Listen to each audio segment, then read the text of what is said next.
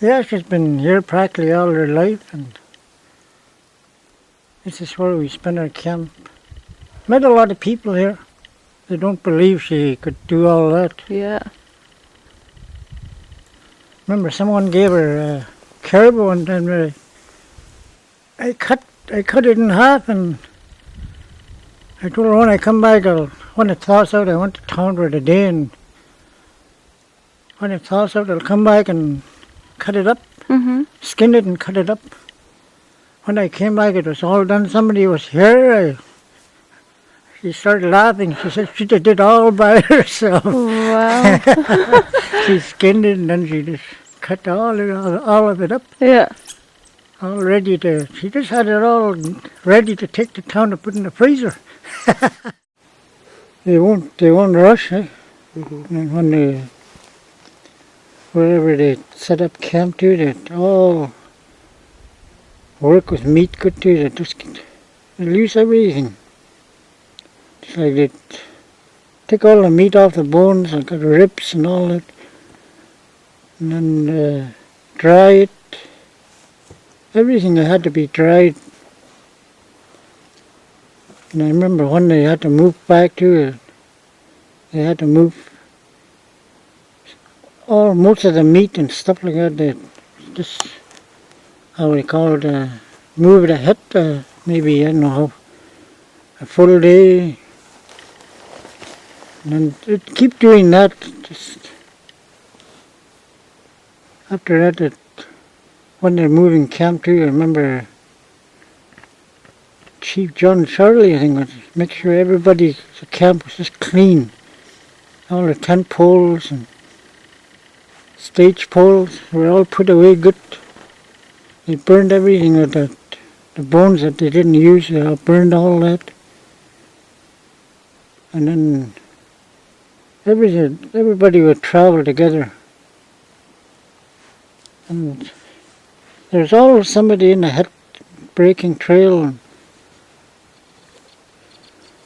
there's a lot of work, but they enjoyed it. That was their life. And in McPherson too, everyone had their own house. Not like now, it's lower rental.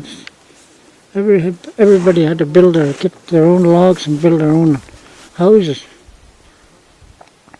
They had to go far for their logs? Some people did. Just like this island down there. There's one person there, hauled all his logs out of there by himself. That's in the summer. Oh, they did a lot of hard work, but they were used to it. They were tough people. They were used to that type of life. And all that they did was just walking. No, just and picking berries. I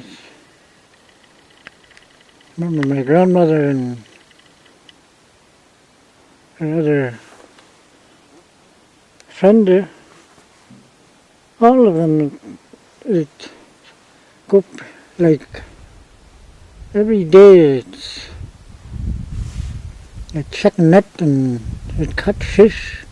It's early in the morning. After that, they say they're going to go for berries. They'll be gone all day. Maybe about 6 in the evening. Then they'd come back. It's all walking. Carried all the berries and whatever. After they come back, they figure they'll be tired. Not to be checked again. A lot of fish those days. And then they'd start cutting fish. Only after all that is done, then they'd sit around and tell stories and just have tea with each other. That is just day to day. That's the way they lived. They didn't complain or anything. Every day. Yeah, that's a good life. There's hardly any. We just live with the season, I guess we'd call it. And hardly any store-bought food. Not like now, we got frozen food and all that. Yeah. I just call it garbage. Yeah. Yeah. Right there, that if I want fresh fish to eat, all I do is put a net in, I'll get fish there, and people, boys and girls come around, they give me caribou meat or whatever. Yeah. So it's all a share. I guess people so do that in McPherson, is whatever they get, they share, don't they? It's one of the main things. That's just what the life is all about, I guess.